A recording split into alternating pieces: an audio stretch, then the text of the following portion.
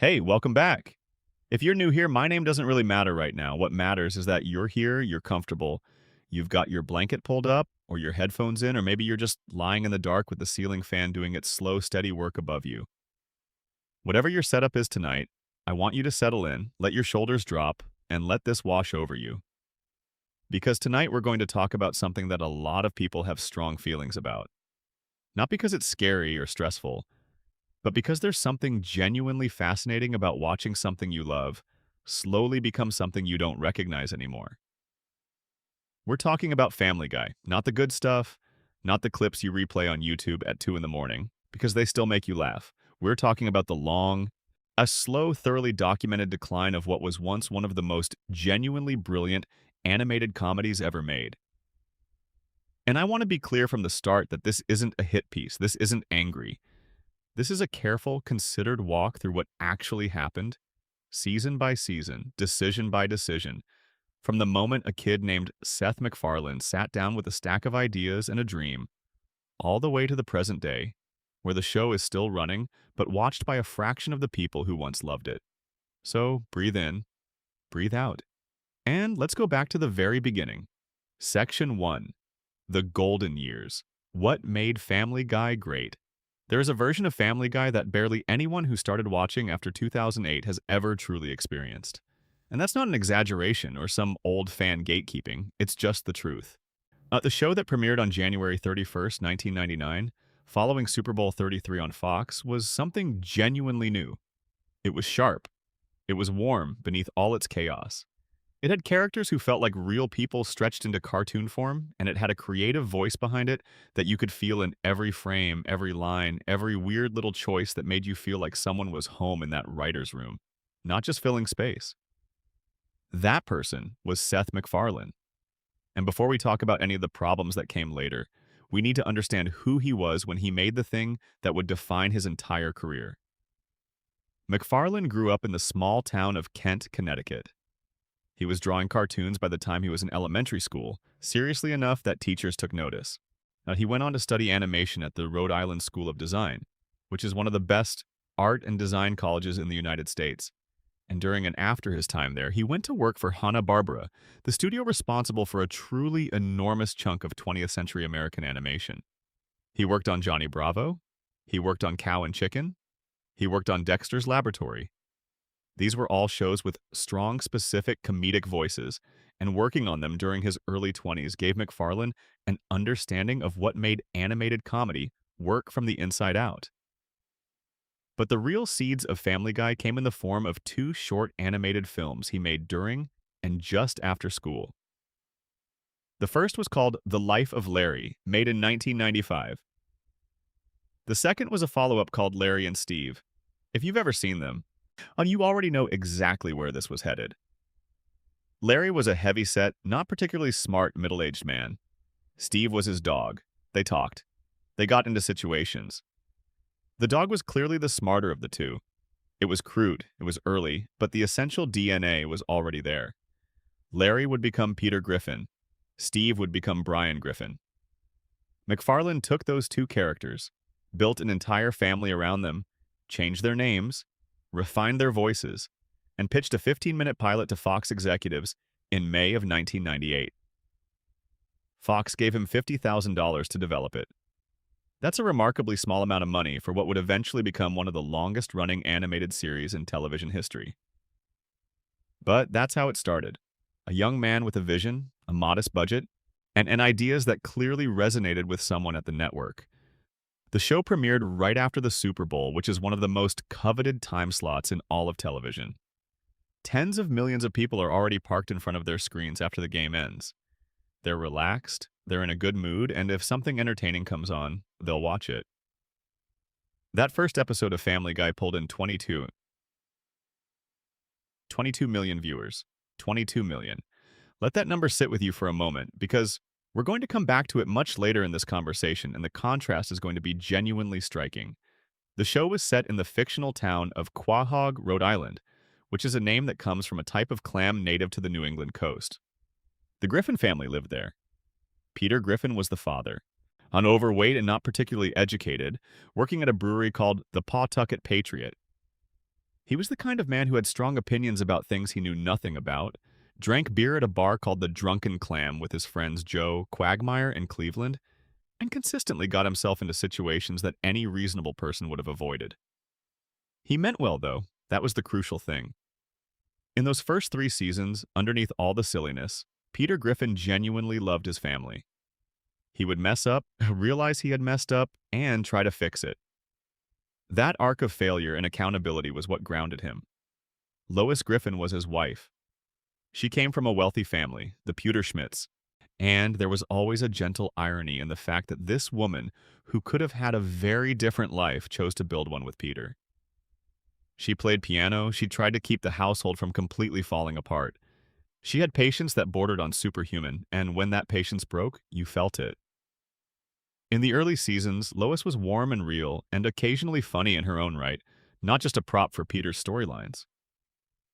Meg, their teenage daughter, was the ordinary one. In a family with a talking dog and an infant who was secretly an evil genius, being the normal teenager put her at an interesting disadvantage. She was unpopular at school. She wanted to fit in. She was sometimes ignored by her family not out of malice, but because she was the least dramatic presence in a very dramatic household. But there's something genuinely relatable about that. Every family has someone who gets lost in the noise. Chris was the Samatan, slightly younger than Meg, awkward and good-natured in a clueless kind of way. He would later develop into a somewhat more interesting character in early seasons before the show started flattening everyone out. And then there were the 2 characters who would come to define the show's identity in ways that nobody fully anticipated. Stewie Griffin and Brian Griffin. Stewie was 1 year old.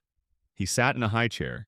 He wore a yellow shirt and red overalls and a little football-shaped head that became one of the most recognizable character designs in television animation. And he spoke with the cadence and vocabulary of a Bond villain. He wanted to kill his mother, Lois, and take over the world. That he built laser guns and time machines and mind control devices in his crib. He delivered monologues about enslaving humanity while being fed a bottle. The comedy came from that gap, that absurd, delicious contrast between what he looked like, a helpless infant, and what he actually was, a cold and calculating strategic mind plotting the destruction of civilization. It never got old because the writing kept finding new angles on that contrast. Every scene with Stewie in those first seasons had a strange energy to it because you genuinely never knew what he was going to do next. And Brian. Brian was the family dog. He walked upright, drove a car, read novels, drank dry martinis, and served as the voice of reason in a household that desperately needed one. His relationship with Peter was the emotional backbone of the early show. Brian would point out when Peter's plan was terrible. Peter would ignore him. Things would go badly. Brian would help pick up the pieces while making a dry comment about the whole situation. But Brian was more than just a straight man to Peter's antics. He had a whole inner life. He was a failed writer who had been working on a novel for years without being able to finish it. He had complicated feelings about Lois. He was unlucky in love. He drank more than was probably healthy. He wanted to be taken seriously as an intellectual and sometimes reached a little further than his grasp allowed. All of those flaws made him feel human in a way that was genuinely unusual for an animated side character. The original writing team that MacFarlane assembled for those first seasons was small and carefully chosen. Chris Sheridan, Danny Smith, Gary Janetti, Ricky Blitt, Neil Goldman, Garrett Donovan, Matt Weitzman, and Mike Barker. David Zuckerman co-created the show and served as its first showrunner alongside MacFarlane. These people worked in a single shared office that they had borrowed from the King of the Hill production crew when the show first started. They had limited space and limited resources and apparently limitless ideas because the first 3 seasons of Family Guy are dense with invention. Stories had real structure. Episodes had beginnings, middles, and ends. The cutaway gags existed, yes, and we'll talk about those at length later, but in those early seasons, they were exactly what they should have been. Seasoning. A dash of extra flavor added to a meal that was already satisfying on its own. What I want you to picture, as you're lying there in the quiet, then is a room full of people who were genuinely excited about what they were making. There's a particular energy that comes off something created by people who care. You can feel it in old episodes of this show the same way you can feel it in any early season television that becomes beloved. Someone was home. Someone was steering. And that someone was Seth MacFarlane, who was the youngest showrunner in television history at just 24 years old when Family Guy premiered. That number is remarkable. A 24-year-old was running one of the most ambitious animated comedies on network television, voicing four of the main characters, and putting something on the air that 22 million people wanted to watch on a Sunday night. The first season only had 7 episodes because Fox ordered a short initial run. After the show's performance in the Nielsen ratings that year, an average of 12.8 million households tuning in, and a ranking of 33rd overall for the season, was solid enough to justify a second season. And a second season was ordered. But here's where the first serious problem arrived. Though it had nothing to do with the quality of the show itself, it had to do with Fox. Fox made a decision to move Family Guy from its Sunday night slot to Thursday nights for the second season. Thursday at 9 in the evening, which put it directly opposite Frasier on NBC. Frasier was one of the most popular comedies on television at the time, a critically adored show with a massive audience. Competing with it was always going to be difficult. The ratings for Family Guy dropped, so Fox moved it again, this time to Tuesday nights, where it competed with Who Wants to Be a Millionaire on a BC, which was at the absolute height of its cultural mania that year. The ratings dropped again. Fox kept shuffling the show around to different days and different time slots, often with little advance notice, which meant that viewers who wanted to find it had a genuinely hard time doing so. By the end of the third season in 2002, Fox had seen enough. The ratings had fallen too far. They canceled Family Guy, not quietly either.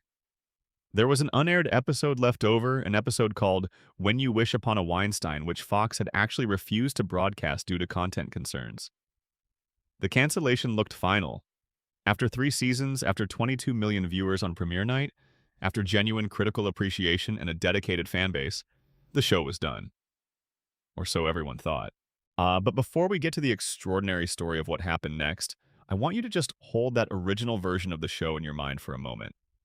3 seasons, maybe 49 episodes. A family sitcom that was also somehow a dark comedy, that was also somehow a loving meditation on American dysfunction. A show where the baby was trying to take over the world, but the dog was the one with the drinking problem. A show that made you laugh and occasionally, quietly, made you feel something. A show made by people who were trying, visibly and energetically, to make something good. That show exists. You can still watch it. And understanding what it was is essential to understanding everything that came after.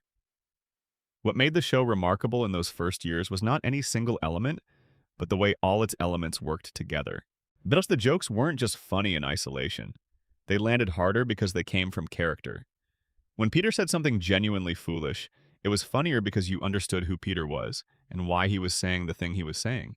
When Brian delivered a dry observation about the situation, the dryness landed because his whole personality had been established as someone who observed the world with a kind of weary intelligence. The comedy was structural. It had roots. And underneath all of it, there was the show's fundamental emotional warmth. This is the thing that gets talked about least when people discuss early Family Guy. Perhaps because it was the subtlest element, but it may have been the most important. The Griffins were a mess. They were chaotic and loud, and Peter was irresponsible, and the house was always one crisis away from disaster. But they loved each other. Episodes ended with reconciliations that meant something. Peter would do something terrible, realize he had done something terrible, and try to make it right. Lois would get frustrated and then find her way back to affection. The kids annoyed each other the way real siblings do. Stewie was plotting murder in the background, but the family itself, that strange dysfunctional unit, kept finding its way back to something that felt like home. Think about the episode when Peter accidentally destroys the drunken clam, and then has to spend time with Lois's wealthy family and realizes how out of place he feels, and then comes home to the bar he knows and the friends he loves. Or the episode where Meg gets to show a side of herself that goes beyond just the unnoticed daughter, and the family has to reckon with who she is when given the chance. Or the early Stewie episodes where his murderous machinations are both completely ridiculous and somehow oddly touching in the relationship they create between him and Brian, the one person in the household who can actually hear what he's saying.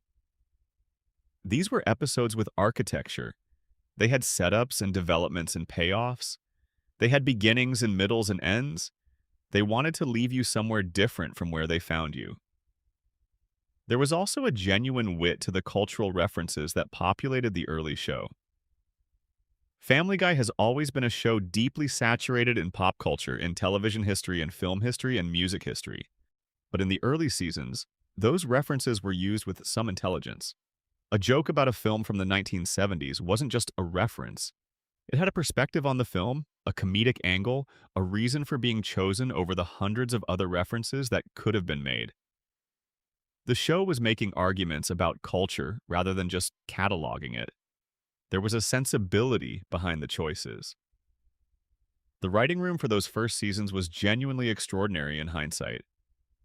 Chris Sheridan, who had been reluctant to take the job initially and had done so only because his agent couldn't find him anything else, became one of the show's most reliable voices, writing episodes that combined absurdity with genuine character depth. Danny Smith brought a specific sardonic energy rooted in his Rhode Island upbringing. I'm the only writer on the original staff who was actually from the state where the show was set.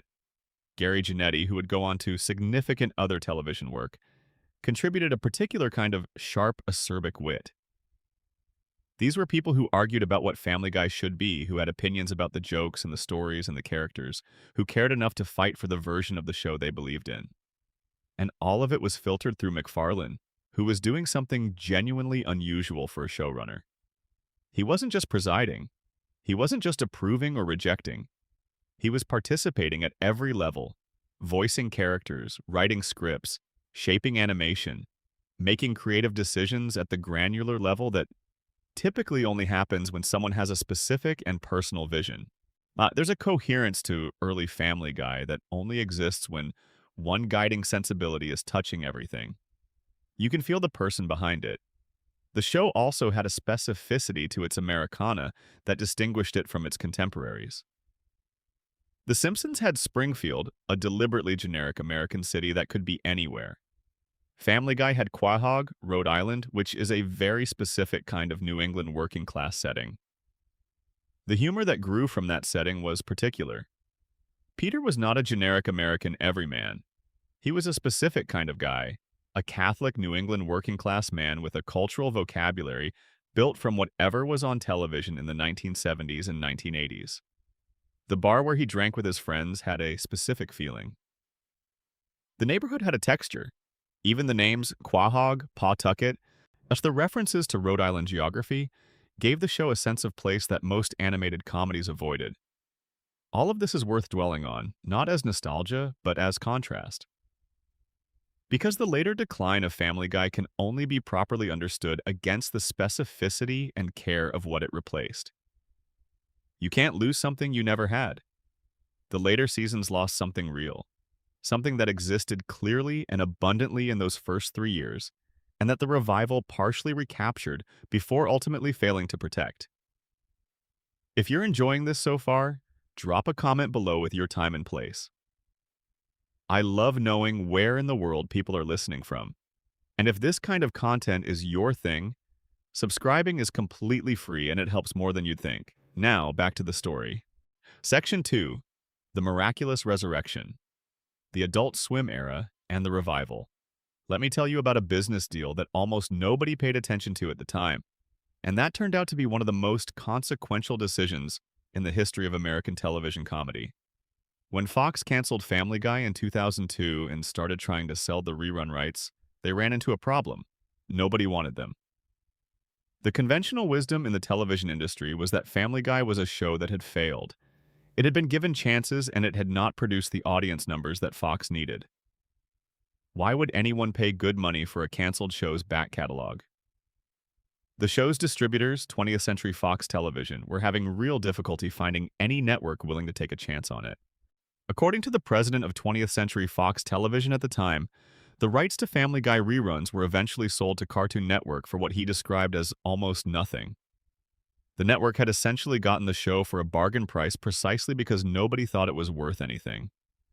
Cartoon Network's Adult Swim block launched in 2001, initially programming late-night content aimed at adult audiences on what was otherwise a children's cable network. It had been building momentum with shows like Aqua Teen Hunger Force and The Brak Show, but it was still a relatively young programming block looking for content that would resonate with its core demographic. Family Guy reruns seemed like a reasonable fit. Nobody expected what happened next. On April 20th, 2003, Family Guy began airing in reruns on Adult Swim. And almost immediately, something extraordinary happened. The show became the highest-rated program on the entire block. It dominated late-night viewing against both cable and broadcast competition. The Adult Swim block's viewership numbers increased by 239%. 239%. That is not a misprint. A show that had been canceled for a lack of viewers was now driving a nearly 2.5-fold increase in the audience for an entire programming block. At the exact same moment, Cartoon Network's decision to air Family Guy coincided with the DVD release of the show's first and second seasons. In 2003, television on DVD was still a relatively new phenomenon. People were only just beginning to discover the pleasure of owning physical collections of their favorite shows.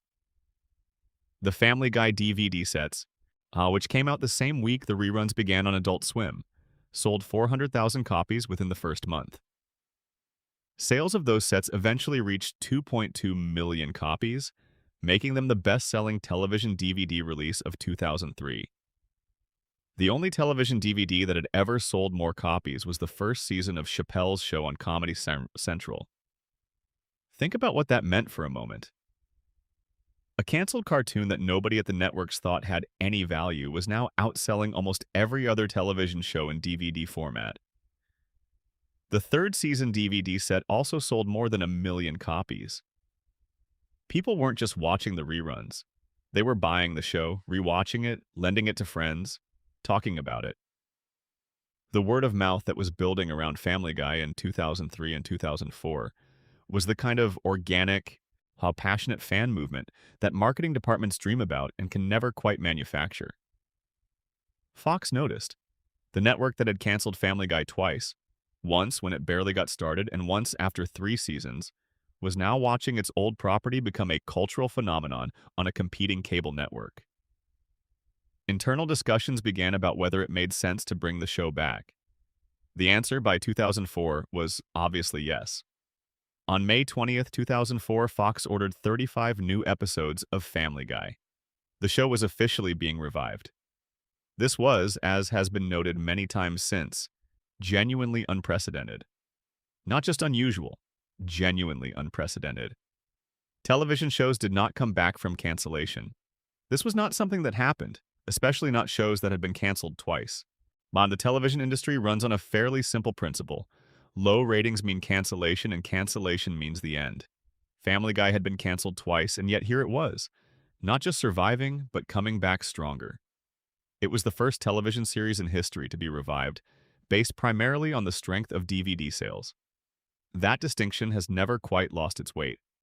The 4th season premiered on May 1st, 2005, and it was a genuine event. Fox placed it at the center of their Animation Domination Sunday night lineup, the branded block of animated comedies that included The Simpsons, King of the Hill, and a brand new MacFarlane project called American Dad, which had premiered that same February and which we will have quite a bit to say about later. The season premiere drew 11.85 million viewers, which was massive for the time and proved that the fan base built through Adult Swim and DVD sales was real, loyal, and very much ready for new content. There was genuine joy around that revival. If you were watching television in 2005 and you loved the early seasons of Family Guy, the return felt like getting something back that you thought was gone forever. There were jokes in the premiere episode directly referencing the cancellation, taking shots at Fox's scheduling decisions, and the other shows that had competed with Family Guy during its original run. MacFarlane himself was clearly enjoying the moment. The show had proven a point. The audience existed. They had just been prevented from finding it. But here's where things start to get interesting in a somewhat sadder way, because while the revival was a genuine triumph, and while the excitement around it was completely real and completely justified, the 3 years that Family Guy had spent off the air had changed things. Not everything, not overnight, but enough. The writing staff had scattered during the hiatus. When a show gets canceled, the writers find other work. They go to other shows, other projects, other cities. Some of the original team came back for the revival. Matt Weitzman and Mike Barker, who had been part of the original writing team, had by that point moved over to help develop American Dad and would not return to Family Guy. Gary Janetti, one of the original writers, had moved on to other projects. MacFarlane himself acknowledged in interviews that one of the consistent problems during Family Guy's rocky early history was that the constant threat of cancellation meant they were always having to bring in new people, always having to restaff the writer's room. Each time the show went away and came back, some of the institutional knowledge and shared sensibility that made the original season's work went with the people who had left. New writers were hired. These were professional television writers, talented people with genuine skills. But they had different sensibilities from the original team. They had different instincts about what was funny and what went too far, and how long a joke should last, and whether the emotional warmth at the core of the show needed to be maintained or could be safely traded away for something else. But they brought their own ideas about what Family Guy should be, and those ideas didn't always match what the show had been at its best. There is something worth sitting with here in the quiet. The original writing team shared an office with King of the Hill. They were a small group working in close proximity, building a shared sensibility through constant conversation. The revival-era writing room was larger, populated with people who had come to the show from different backgrounds, different comedy traditions, different reference points. When a writing room grows and changes, the center of gravity shifts. The people who were there from the beginning and carried the original voice in their institutional memory became fewer relative to the whole. The show's DNA diluted. This is not a criticism of any individual writer. Television writing is collaborative by nature. Every person in that room was doing the job they had been hired to do. But chemistry matters. The specific combination of sensibilities that produced those first 3 seasons was a particular thing.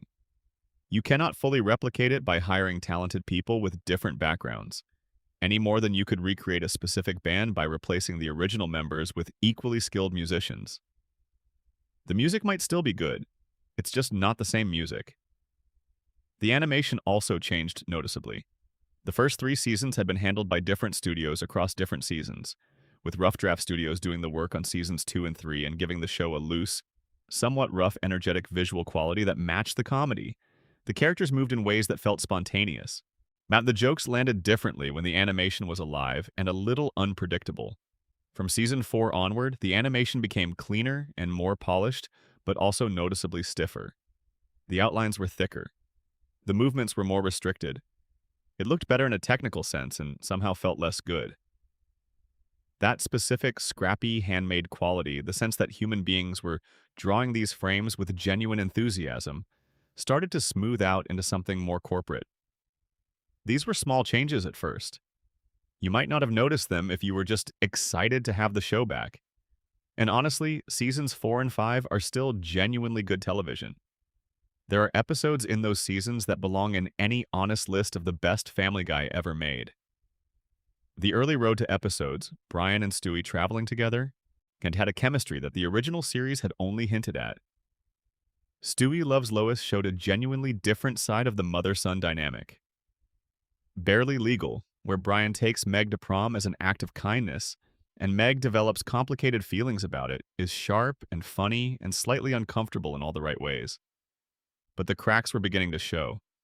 Not visible to the naked eye yet, not enough to ruin your viewing experience, but if you knew where to look, you could see them. The cutaways were lasting a bit longer. Peter's stupidity was being pushed a bit further into territory that felt less like lovable foolishness and more like something harder to laugh at. The warmth at the center of the show, the sense that the Griffins were a genuinely loving, if chaotic family, was starting to cool down. Not gone? Not yet. But cooling. Now, there's a particular quality to those middle seasons, 4 through 7, that you notice when you go back to them. They're inconsistent in a way the original 3 seasons weren't. Episode to episode, the quality swings more dramatically. One week you'll get something genuinely wonderful, a road to adventure or a character-driven story that reminds you exactly why you love this show. The next week, you'll get something that feels thin and gag-driven and oddly mean in ways you can't quite place. The pendulum hadn't fully swung in one direction yet. The show was still capable of being what it was at its best. But the effort required to get there was increasing, and the baseline quality between the best episodes and the average episodes was widening. The Quagmire character is an interesting case study for this era. The Glenn Quagmire had been introduced in the original run as a specific comedic type, the neighborhood womanizer who was simultaneously lovable and inappropriate in ways that the show handled with a certain deft touch. He had charm. He was funny precisely because the show was aware of what he was and played with that self-awareness. But from season 4 onward, Quagmire's behavior escalated. The show pushed his sexual aggression into increasingly uncomfortable territory. There were jokes about Quagmire doing things to women that, if examined too closely, stopped being funny and started being something else. The show seemed to be under the impression that making him more extreme would make him funnier. What it actually did was make scenes with him progressively harder to sit through. This was a pattern that would repeat across multiple characters. The early show understood that the humor of a character like Quagmire came from a specific calibration. Push him too far in the direction of his central characteristic, and the joke breaks. The later show, driven by the general drift toward more extreme content, kept pushing all its characters past the calibration point where their comedy actually worked. And in the background, in the years between the 4th and 7th seasons, forces were gathering that would accelerate all of these changes dramatically. The writing staff kept turning over. New people kept arriving with new ideas. And in 2006, something happened that put the show's sense of humor in a very particular kind of spotlight. Trey Parker and Matt Stone, the creators of South Park, just made a 2-part episode called Cartoon Wars. In it, Eric Cartman travels to Hollywood to try to get Family Guy canceled on the grounds that they're planning to air an image of the Prophet Muhammad. While navigating this, Cartman discovers the secret behind how Family Guy writes its jokes. The writers of the show are not human beings. They are manatees living in a large tank who randomly select beach balls with words on them and feed those words into a machine that generates cutaway gags. A ball with the word Gary Coleman, and a ball with the word Mexico, and a ball with the word laundry combine to produce a joke that has nothing to do with any story. The episode was Parker and Stone being brutally explicit about what they thought of Family Guy's writing. In the DVD commentary for those episodes, Stone said that while he and Parker understood that people loved Family Guy and could get simple laughs from it, they did not respect it in terms of writing. He said the writers were clearly smart people who just weren't working hard enough, that they kept falling back on gag writing, the easiest possible approach, rather than doing the harder work of creating jokes that came from character and situation and story. The remarkable thing about this criticism was that Seth MacFarlane didn't really argue with it. When he gave his commencement address at Harvard in 2006, speaking in character as Stewie, he acknowledged that the cutaways and flashbacks often had nothing to do with the story and were just there to be funny. He called that a shallow indulgence. He said South Park was quite above that and that he saluted them for it. When he later spoke to Rolling Stone in 2012 about Cartoon Wars, he called it funny and accurate. That's a striking thing to admit about your own show. Funny and accurate. The show's own creator agreed that the central criticism of its writing was correct.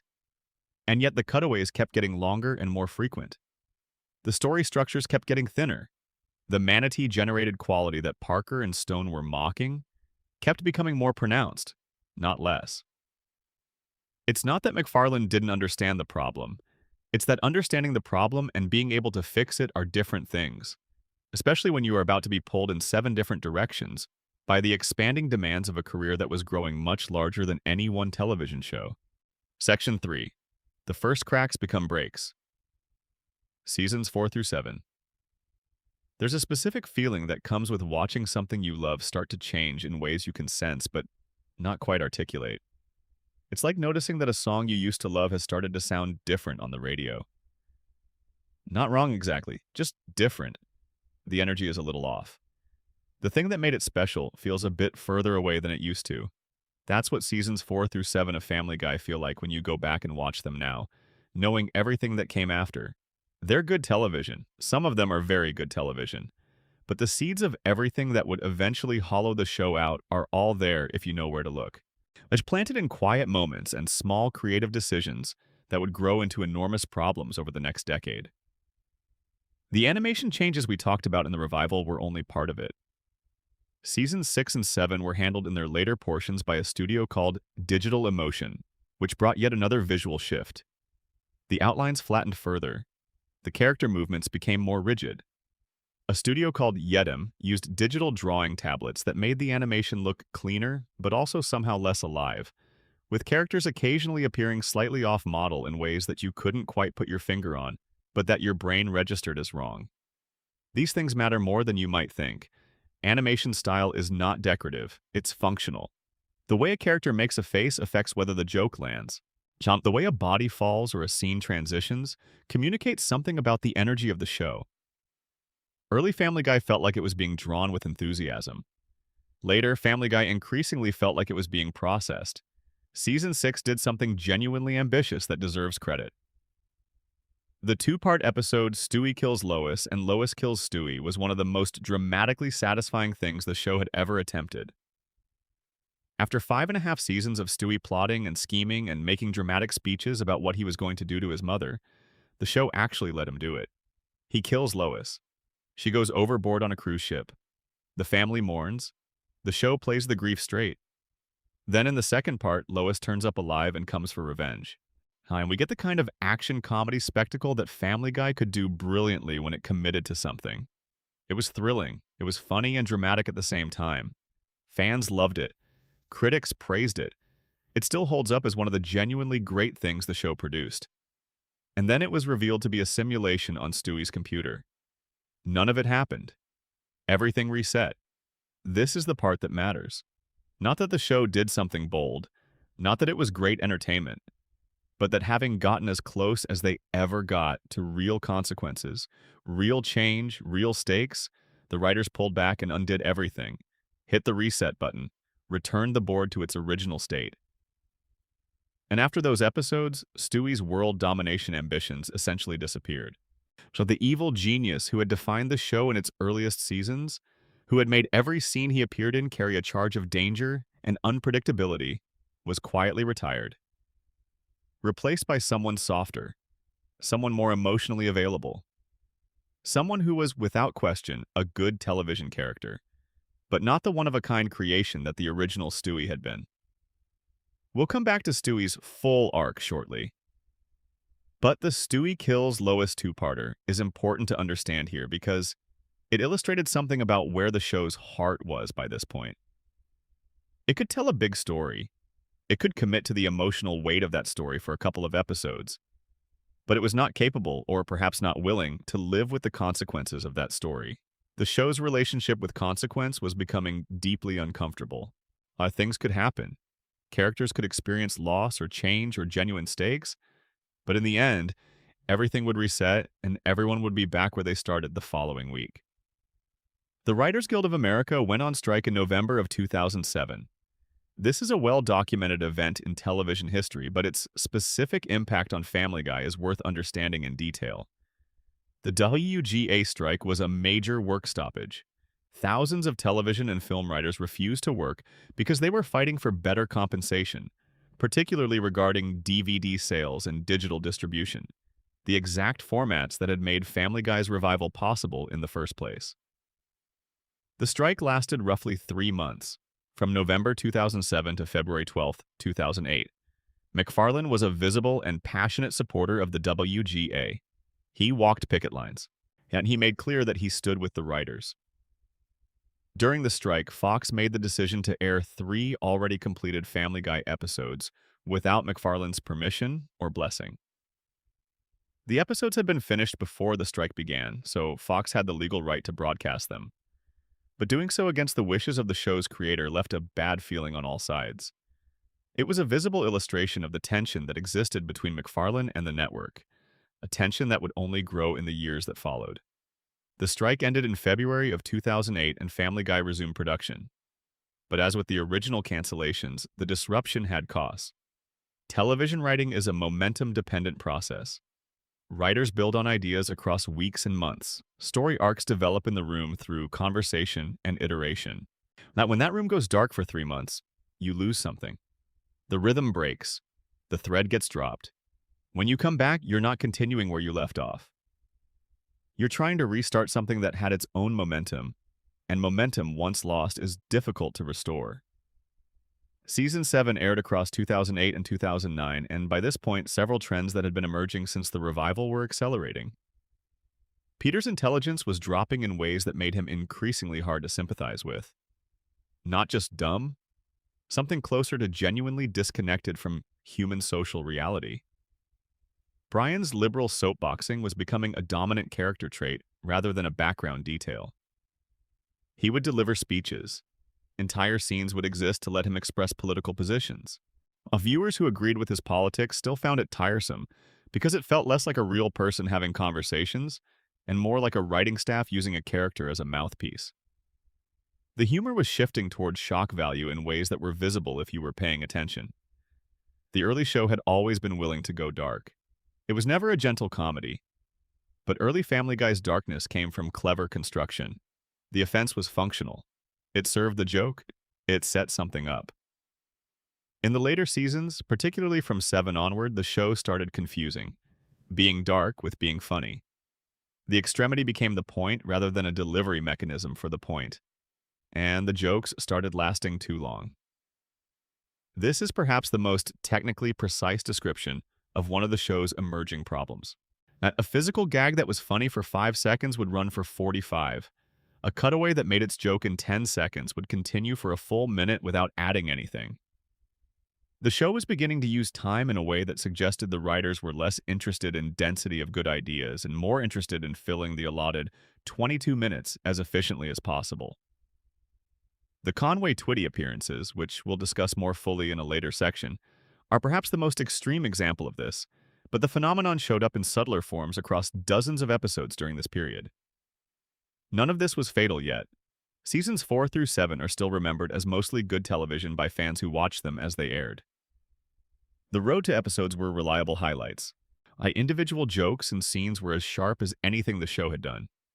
The voice performances remained excellent, the cast doing everything that was asked of them with skill and commitment. If you made a list of the 100 best Family Guy jokes, a meaningful number of them would come from this era. But the direction of travel was clear. Clearer perhaps in retrospect than it was at the time. The show was not getting better season by season. It was getting slowly, incrementally, but unmistakably worse. And the changes that were small and survivable in seasons 4 and 5 were becoming medium-sized and damaging in seasons 6 and 7. And ahead lay the seasons where they would become large and catastrophic. Section 4. The Flanderization of Peter Griffin. The lovable fool becomes something else. The word Flanderization comes from a character on The Simpsons. Ned Flanders, in the early years of that show, was a complete person. He was a kind neighbor. He was a devoted father. He had a cheerful, sometimes slightly irritating enthusiasm for life. He was religious, yes, but that faith was one ingredient in a full human being with multiple dimensions. Over many, many seasons, the writers slowly reduced Ned to a single note. They stripped away the complexity and left only the religiosity, louder and more cartoonish with each passing year, until the character barely resembled who he had been. His defining trait swallowed everything else. That process, that reduction of a whole person to a single amplified characteristic, had become known in fan communities and critical discussions as Flanderization, named in his honor. Family Guy is, by widespread consensus among people who have studied long-running animated comedy in detail, possibly the single most extreme example of Flanderization in television history. And no character illustrates that more completely, more painfully, more perfectly than Peter Griffin. Let's be very specific about who Peter was in the first 3 seasons. He was overweight, he was not particularly intelligent. He worked at the happy-go-lucky toy factory before moving to the Pawtucket Patriot Brewery. He loved beer and loved his friends at the bar and loved television and spent his evenings doing things that were inadvisable. He made bad choices constantly, not because he was incapable of understanding consequences, but because he was impulsive and didn't think things through. But when those choices led to harm, he felt it. He felt bad about hurting people he loved. He would come home to Lois and tell her he was sorry and mean it. He would try to do better, usually unsuccessfully, but the trying was real. The distinction I want you to hold on to is this. There is a massive difference between a character who does stupid things because he is a lovable fool and a character who does cruel things because the writers believe cruelty is funny. Early Peter was the first. Later, Peter became the second. And the transition happened so gradually, across so many seasons, in such small increments, that it was easy to miss until you went back to the early episodes and felt the contrast like a slap. By season 8 and beyond, Peter had transformed into someone nearly unrecognizable. His intelligence had dropped not just to the level of a foolish person, but to the level of someone who seems genuinely unable to perform basic cognitive tasks. The early show asked you to believe that Peter was dumb but functional. The later show asked you to believe that Peter was dumb in ways that should make it impossible for him to tie his shoes, let alone hold a job and raise children. But that wasn't the worst part. The worst part was the cruelty. In an episode called Baby It's Cold Inside, Peter and Lois are out on a boat together. Peter sees what he thinks is a shark fin coming toward them in the water. His response is to shove Lois under the water and flee in the boat. He abandons his wife to what he believes is a shark attack in order to save himself. The fin turns out to belong to a dolphin, but the damage is done. Because the show presents Peter's act of pushing his wife under the water as acceptable behavior for its main character, as something that gets a laugh and then gets forgotten. The early Peter could not have done this. Not because he would have been braver, not because he would have made a better plan, but because early Peter loved Lois. That love was a real part of who he was. The later Peter, the Flanderized version, does not seem to love anyone in any meaningful way. He behaves in ways that suggest the concept of caring about other people's well-being is essentially foreign to him. In another episode, he steals Stewie's Halloween candy. This is an adult man taking candy from his infant child. And the show mentions that he used to do the same thing to Chris when Chris was younger. In another, he nearly destroys the marriage of his best friend, Joe Swanson, by convincing Joe to cheat on his wife. In a flashback shown in one episode, it's revealed that Peter and Lois attempted to abandon Meg at a fire station when she was a baby. That scene is presented as a joke. The audience is intended to laugh at the memory of parents trying to get rid of their infant daughter. There's a moment in the season 10 episode Seahorse Seashell Party that crystallizes everything about Peter's Flanderization with painful clarity. Meg, after seasons and seasons of absorbing the family's cruelty, finally snaps. She turns to Peter and delivers a speech. She calls him completely selfish and totally irresponsible. Then she says he has no education and no interests, and just does whatever reckless thing he wants without caring about anyone else. She says that when he's not terrorizing the community with his impulsive behavior, he's being a total jerk to his family. She says he shoves his daughter's face into his rear end and passes gas on it. She says that if someone in the outside world could see how he treats her, he would be in jail. Every single thing Meg says is true. The show has depicted every single thing she describes. It's not exaggeration. It's a precise account of Peter's behavior over multiple seasons. And Peter laughs. He finds it funny. His daughter is describing systematic abuse, and he finds it amusing. The early Peter, the Peter of seasons 1 through 3, would have been crushed by those words. He might not have fully processed them. He might have argued back out of defensiveness, but he would have felt something. The humanity would have shone through. The later Peter feels nothing. And that absence of feeling, that hollow place where the character's heart used to be, is the most accurate measure of how far he had fallen. Peter's treatment of his friend Joe Swanson is another useful case study. When Joe was introduced in season 1, in an episode called A Hero Sits Next Door, he was the cool new neighbor. He was in a wheelchair due to an injury sustained in the line of duty as a police officer. And the show treated that disability with a kind of quiet respect that was actually rare for television. Peter was jealous of Joe. Joe was more capable and more admired despite being in a wheelchair, and the comedy came from Peter's inability to accept that. Over the following seasons, Joe went from being the person everyone looked up to being the person everyone made fun of. His disability became a punchline. His wife fell out of love with him. His friends, including Peter, mocked and belittled him. The man who was once the neighborhood's hero became, in the later show, another victim. and Peter, who had once been jealous of Joe's success, became one of the main people tearing him down. The show was aware that this had happened. That's the maddening thing. Every few seasons, there would be an episode where Peter acknowledged, in some form, that he had been terrible, where he showed remorse, where some version of the original character flickered back to life. In an episode called Peter's Sister, as it's revealed that Peter's own sister physically and emotionally abused him when they were growing up, and that this cycle of abuse is part of what made him the kind of father who mistreats his daughter. Meg learns this. She and Peter reconcile. It's a genuinely touching moment that gives both characters real depth. And then the very next episode, everything resets. Peter is back to being terrible to Meg. The lesson is forgotten. The growth is undone. The character doesn't carry the moment forward into who he becomes. He just returns to factory settings, minus the thing that made him worth caring about. This is the pattern that defines Peter Griffin's later seasons more than anything else.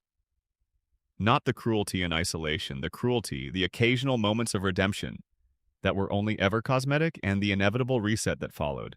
And it told the audience something about the show's relationship with its own characters. It said that growth was a narrative convenience rather than a real investment. It said that Peter's fundamental humanity was less important to the writers than his usefulness as a source of shock and discomfort. The result is a main character who, in the show's later seasons, you do not want to spend time with. A character who makes scenes unpleasant to sit through. A character who, when he appears on screen, signals not possibility, but a particular kind of exhausted dread. And when the main character of a family-centered comedy is someone you actively dislike, the show has lost something it cannot easily recover. Section 5. Brian's long descent and Stewie's identity crisis. If Peter's transformation was like watching someone you knew slowly develop a worse and worse personality, Brian Griffin's decline was something more specifically heartbreaking. Because Brian started from a higher place. He was the show's most sophisticated character. He was the one who was supposed to be better, smarter, more aware. And watching him become a fraud was like watching a friend you genuinely admired reveal that everything you admired about them was performance. The early Brian was the voice of reason. He was the counterweight to the chaos of the Griffin household. He was witty and dry and kind in ways that felt earned rather than performed.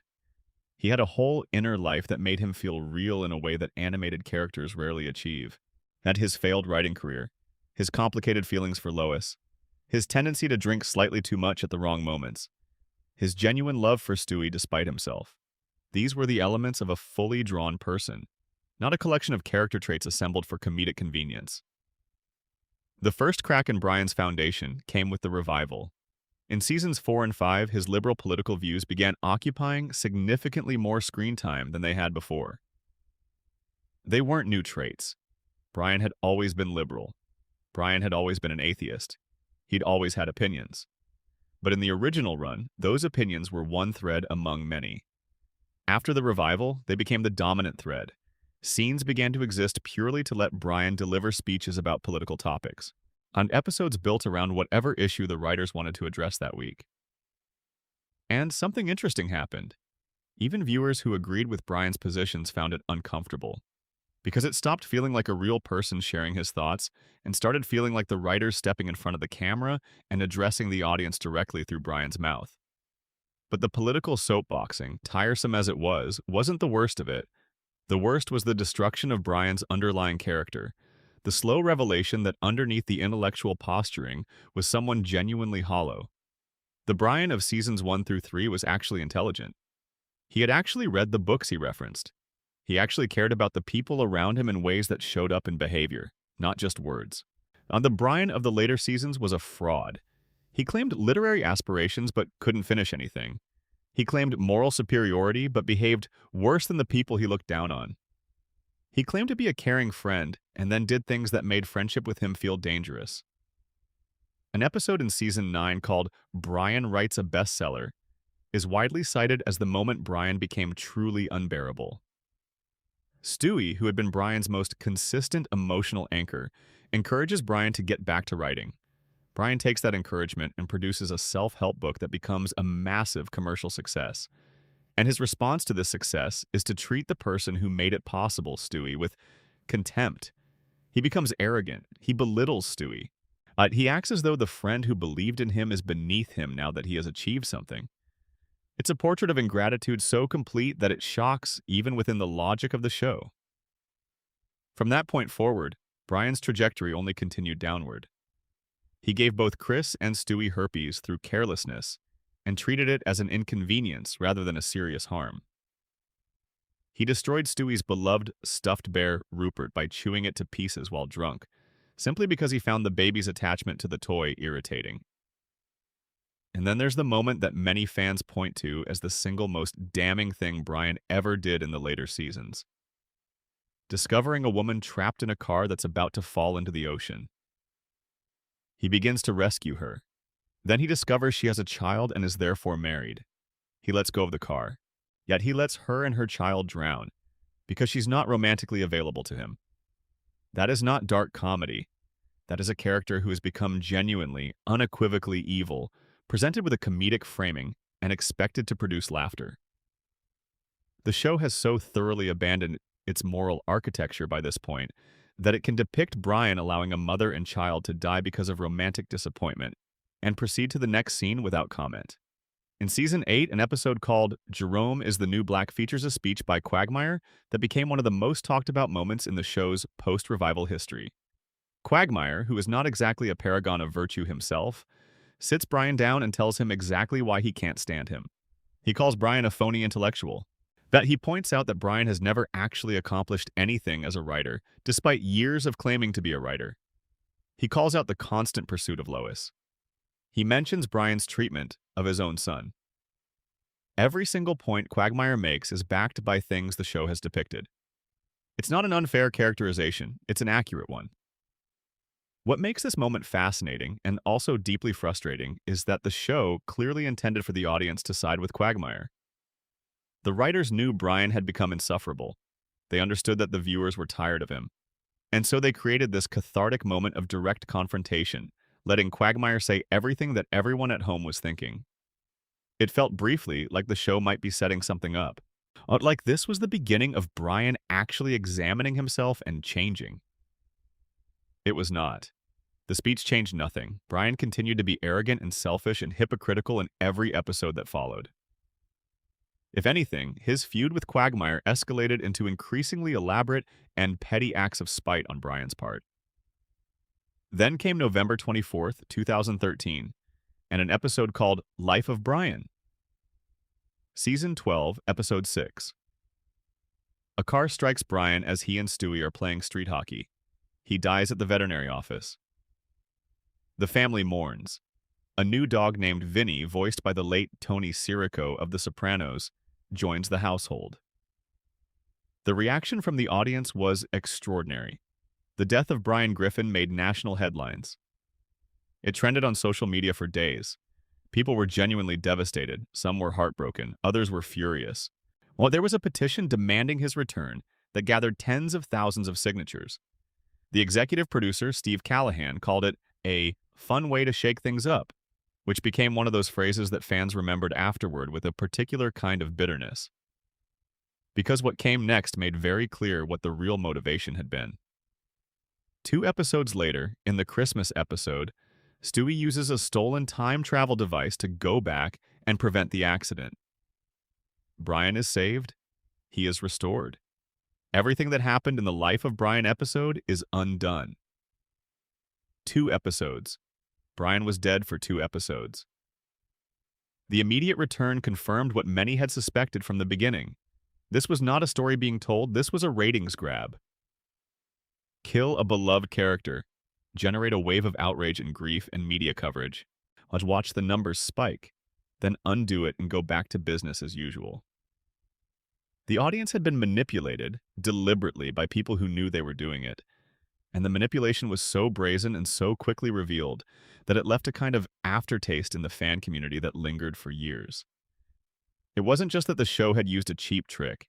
It was that the show had used Brian himself as the trick, had exploited the genuine affection people had for this character, had manufactured their grief on purpose, and then dismissed it.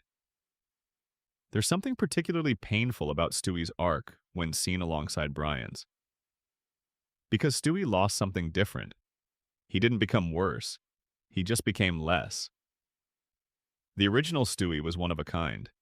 There is no other character in television animation that resembles what Stewie Griffin was in seasons 1 through 3. A baby with a British accent and a murderous obsession, building weapons in his crib, delivering grandiose speeches about the enslavement of humanity while sitting in a high chair being spoon-fed. The comedy of that concept came from something irreducible and specific. The gap between the visual reality, a tiny baby in overalls, and the verbal reality, the monologuing villain who has designed a mind-control ray gun, was the joke. And it never ran out of places to go because the writers kept finding new angles on it, new situations for Stewie's capabilities to crash up against his infantile circumstances.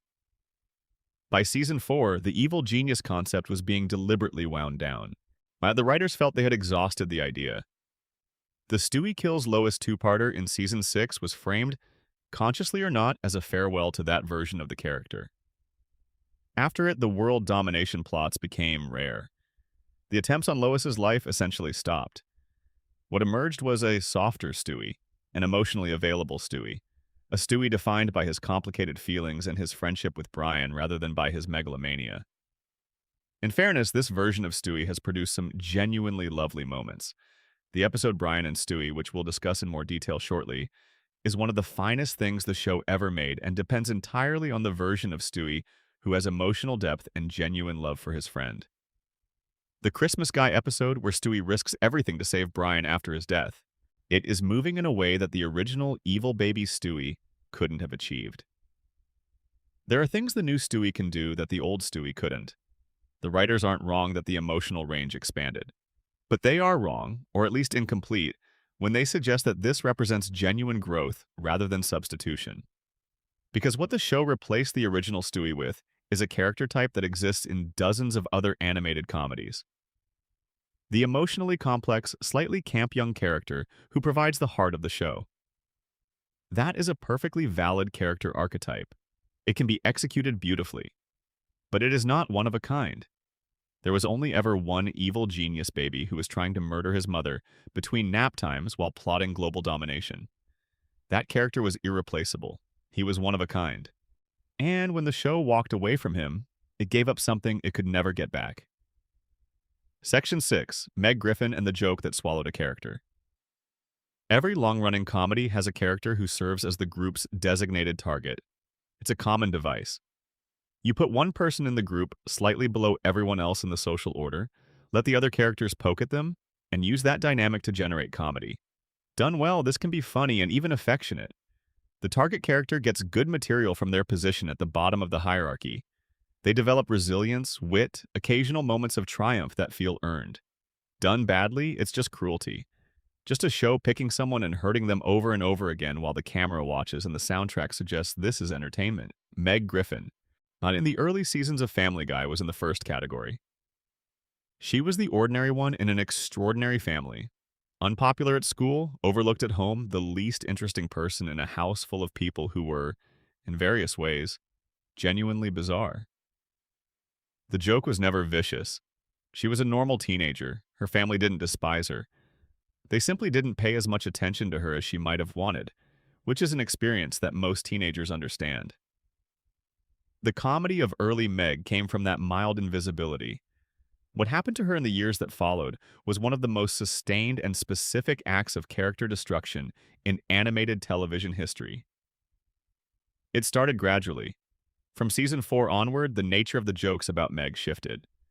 It was no longer about her being boring or uninteresting. It became about her being ugly, about her being undesirable, about other characters physically recoiling from her presence, about the show presenting her as someone whose appearance was inherently comic, something to be grimaced at rather than seen. This is a meaningful shift. Making fun of someone for being ordinary is one kind of comedy. Making fun of someone for existing in the body they were born with is another kind entirely. One targets a circumstance, the other targets a person. By seasons 8 through 14, the abuse of Meg had become one of the defining features of the show itself. Not a recurring gag, not an occasional bit, a defining feature. Peter would physically harm her. He would fart in her face as entertainment. He would make comments about wishing she had never been born. He would forget she existed. Yet in the episode with the fire station flashback, Peter and Lois had tried to abandon baby Meg at the fire station, unable to go through with having a third child. This is presented as humorous. The show wants the audience to find it funny that these parents tried to throw their infant away. That's the pitch. And the fact that it's presented as funny is itself a tell about how completely the show had lost track of what Meg was supposed to be. Lois, who in the early seasons was the warm and stabilizing presence in the family, began treating Meg with open coldness in the middle seasons. Chris began joining in on the mockery. Even Stewie, who in early seasons barely interacted with Meg at all, began throwing casual cruelty her way in later ones. The entire household united against this one person, and the show around them endorsed this unity by finding it funny. What makes this especially problematic from a storytelling perspective is that the show occasionally showed it understood how wrong this dynamic was. The Seahorse Seashell Party episode is the famous example. Meg, during a hurricane that traps the family together, finally breaks. She turns to her parents and says everything, calls out Peter for being selfish, dangerous, and abusive, calls out Lois for failing to protect her children, delivers a speech that, had it appeared in a different kind of show, would have been the beginning of something genuinely meaningful. Instead, after Meg delivers her speech, the family falls apart without her as a target. They turn on each other. And by the end, Meg goes to Brian and voluntarily takes back everything she said. That she accepts that her role in the family is to be the one who absorbs everyone else's dysfunction. Because without her doing that, the family doesn't function. She chooses to return to the position of victim because it serves everyone else.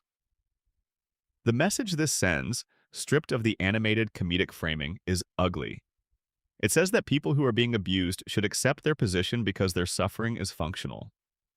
It says that standing up for yourself is selfish because it disrupts your abusers. It says that the correct response to years of mistreatment is to return quietly to the bottom of the pile so that everyone above you can continue as they were.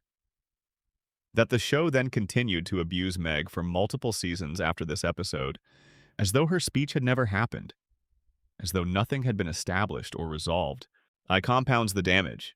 The reset button here isn't just lazy writing. It's the show articulating a worldview about this character that it then continued to enact. In fairness, around season 14 and into season 15, things began to change. More women joined the writing staff, and several of them pushed back against the sustained cruelty toward the show's main female teenager. The Meg abuse began to decrease. By seasons 22 and 23, it had largely stopped being a defining characteristic of the show. Episodes began giving Meg storylines where she was capable and resilient, and occasionally even cool. The show had finally, partially course-corrected. But you cannot undo 10 years of content. You cannot unsay 10 seasons worth of jokes about how ugly and unwanted a character is. Whatever the later seasons do with Meg, there are hundreds of episodes in which she exists only to be hurt. And a character cannot recover from that, not fully. The audience's relationship with her is shaped by the accumulation of how she was treated for a decade. The real-world impact of the Meg situation extended beyond the screen. Mila Kunis, who has voiced Meg since the second episode of the second season after taking over from Lacey Chabert, has spoken publicly about experiencing the cruelty of her character secondhand. People would approach her in public and repeat at her the phrase that had become synonymous with how Peter treated Meg on the show. The dismissive, degrading phrase that Peter used to address his daughter had become something that real people felt comfortable saying to the real woman who gave the character her voice. Fiction had bled into reality in the most uncomfortable way. This matters beyond the specific case of Meg because it speaks to something about the cumulative effect of sustained mockery in entertainment. When a show presents a character's degradation as funny, episode after episode, season after season, it creates a cultural permission structure. The audience learns that this specific type of person, awkward, not conventionally attractive, desperate for approval, is an acceptable target. The message embeds itself, and it doesn't stay inside the television. It comes out in how people treat each other. None of this was the show's intention. Family Guy was not trying to teach anyone anything terrible about teenagers or women, or people who don't fit social beauty standards. It was trying to fill a 22-minute episode with material. But the cumulative effect of hundreds of episodes choosing the same target, telling the same joke in 100 different configurations, was real and documented. The Mila Kunis example is just the most visible evidence of it. Another dimension of the Meg situation worth examining is what it did to the show's internal logic. In the early seasons, the Griffin family were recognizably human, flawed and cartoon exaggerated, but operating within a social and moral framework that the audience could recognize. Parents did not hate their children. Siblings didn't genuinely wish each other harm. The humor was absurdist, but the emotional architecture was coherent. The late season treatment of Meg broke this architecture. If a father genuinely and repeatedly tries to cause his daughter physical and emotional harm, and if the show treats this as funny rather than disturbing, then the show has stopped functioning as a family comedy. It has become something darker and more uncomfortable, a show that is asking its audience to find human cruelty and family dysfunction entertaining in ways that go beyond comedic exaggeration into something that feels corrosive. The tragedy of Meg Griffin is that she might be, at her core, the most genuinely human character on the show. She wants to be loved. She wants her parents to be proud of her. She wants to belong somewhere. These are not unusual desires. They are among the most basic things that any person wants. And the show, for 10 seasons, punished her for having them. Section 7. The Cutaway Problem and the Death of Storytelling. There is a way of thinking about comedy that has nothing to do with punchlines or timing or word choice. It's a structural question. It's about whether a joke comes from somewhere or whether it arrives from nowhere. A joke that comes from somewhere has roots. It connects to what we know about the characters, what's happened in the episode, what the situation demands. When you laugh at it, you're not just responding to the information in the joke itself. You're responding to something that the whole context has built toward. Those are the laughs that stay with you. Those are the moments you quote years later. A joke that arrives from nowhere can also be funny. Sometimes it's very funny, but it's funny like a random thing is funny, surprising, and momentarily delightful, without connecting to anything larger. It doesn't deepen your understanding of the characters or advance the story or mean anything beyond itself. It's a laugh that disappears as soon as it arrives. The cutaway gag, as Family Guy used it in its original form, was the second kind of joke deployed in service of the first kind of show. The show was telling real stories with real characters in real relationships.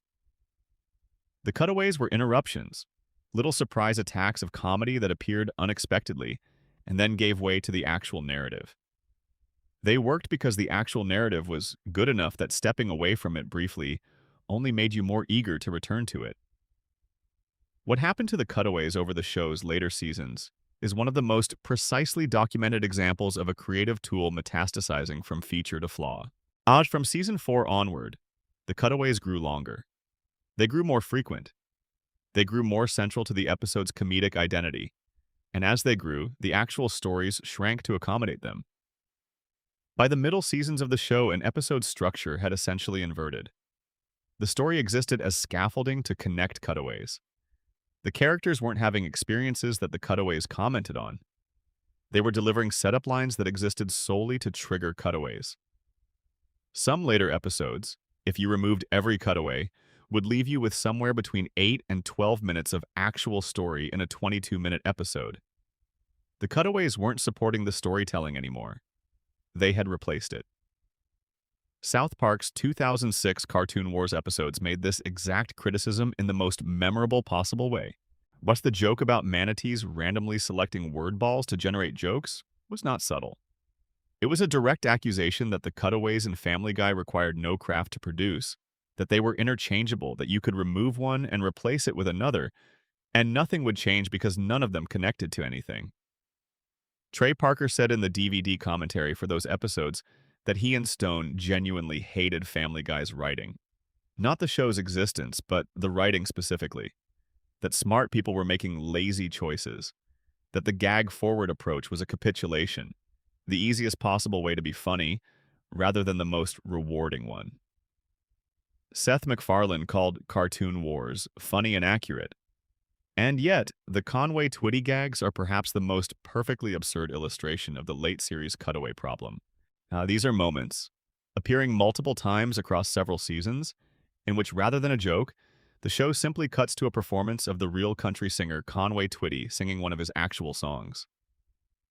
Not a snippet, a full performance, unedited, uncommented on. The audience would sit and watch Conway Twitty sing while waiting for the show to come back and do something funny. There was no punchline, there was no twist. The gag, to the extent it was one, was entirely predicated on the audience's expectation of a joke being thwarted so completely that the frustration itself was supposed to be funny. The first time this happened, it was genuinely unexpected, genuinely strange. You could see why someone thought it was worth trying, but the running gag returned and returned again, and each time, that it was the show saying something very explicit to its audience. We do not have enough material for this episode, so here is a country song. The Conway Twitty appearances became a symbol, a meme, a shorthand for exactly the kind of lazy time-filling that the show's critics had been pointing to for years.